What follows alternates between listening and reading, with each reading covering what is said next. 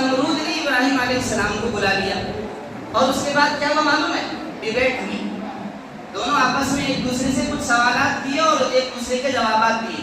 تو قرآن کریم کے تیسرے پارے میں اللہ تبارک و تعالیٰ نے اس ڈیبیٹ کو بیان کیا. اور کیسے بیان کیا معلوم؟ أَلَمْ تَرَ إِلَى الَّذِي حَاجَّ إِبْرَاهِيمَ فِي رَبِّهِ. یہ ڈیبیٹ کس بارے میں ہو رہی ہے؟ فی ربی، اپنے رب کے بارے میں ڈیبیٹ ہو رہی ہے.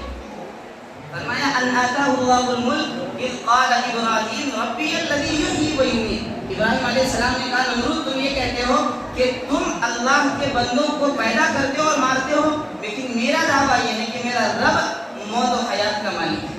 کون مالک ہے؟ میرا رب جو خالق کائنات ہے، جو انگریزی کے اعتبار سے کریٹر آف دا ورلڈ ہے، جو پوری دنیا کا خالق ہے، وہ میرا رب ہے اور وہی سب کو مارتا ہے اور جلاتا ہے. تو ابراہیم علیہ السلام کے سامنے نمرود نے کیا پیش کیا معلوم ہے؟ انا احیی و امیت، میں مارتا ہوں اور جلاتا ہوں. ابراہیم علیہ السلام نے پوچھا کیسے؟ تو انہوں نے ثابت کیا. ابراہیم علیہ السلام کے سامنے نمرود نے ثابت کیا. کیسے؟ دو قیدی کو بلائے اور اپنے غلام سے پوچھا کہ اس میں سے کس کو پھانسی کی سزا ملنی ہے اور کس کو رہائی ملے گی. تو بتایا یہ شخص جو آپ کے دائیں جانب ہے اسے رہائی ملنی ہے، یعنی اسے آزاد کر دیا جائے گا، اور یہ شخص جو آپ کے بائیں جانب بیٹھا ہے اسے پھانسی کی سزا ہونی ہے. ابراہیم علیہ السلام سے نمرود نے کہا دیکھ میں کیسے مارتا ہوں، اس کی رہائی ہونی ہے، یعنی اس کا مطلب یہ ہوا کہ یہ زندہ بچے گا.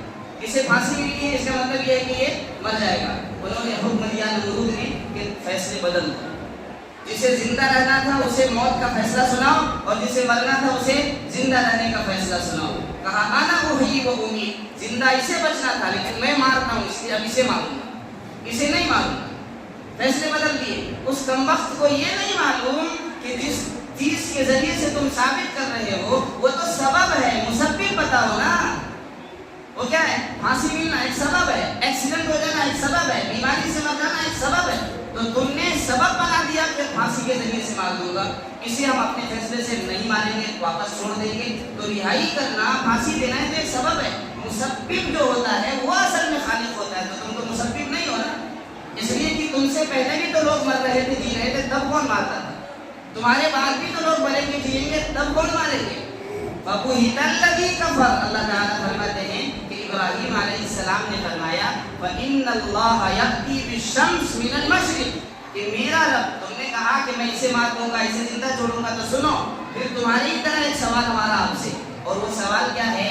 وہ سوال یہ ہے کہ تم اگر جانتے ہو کہ سورج کدھر سے نکلا ہے تو بتا دو. تو کہا من المشرق، سورج ہمیشہ پورب سے نکلتا ہے اور مغرب پچھم طرف جا کر ڈوبتا ہے. تو ابراہیم علیہ السلام نے کہا فاتی بہا من المغرب، اگر تم خالق ہو، مالک ہو، جنہیں مارنے کا تمہارے پاس اگر اختیار ہے تو پھر ایک دن سورج کو مشرق سے نہیں مغرب سے نکال کر دکھا دو.